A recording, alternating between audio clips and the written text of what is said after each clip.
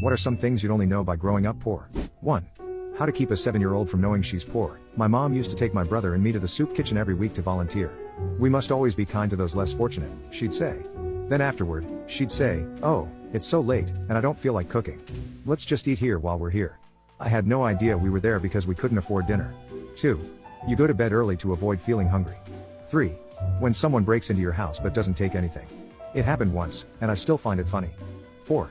At every restaurant, you know the cheapest thing on the menu, even when someone else is paying. You're programmed to pick the cheapest option. My friend's mom once said, "You sure like hot dogs, that's all you ever order." She had no idea why. 5. Your dad asks you for $20 so he can get to work for the week, promising to pay you back when he gets paid. 6.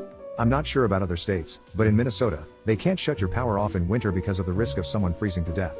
Winter was the time to catch up on all the other bills we were behind on. 7. The first part of my childhood, I'd come home from school to an empty house. I never knew if I'd see my parents that night. There were no cell phones back then, and I was always anxious about what would happen if they did show up. So, I started walking to the library every day after school and staying until it closed just to avoid the anxiety.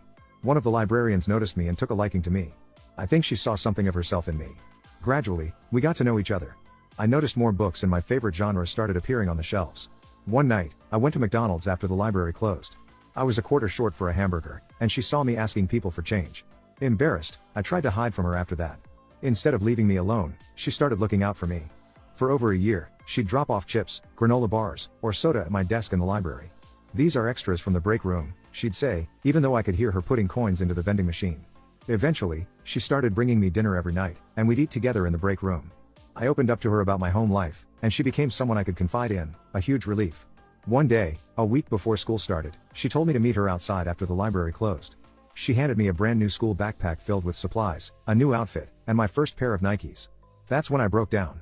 This single librarian, living off a modest income, had supported me for 3 years. She was more of a friend than I had ever known.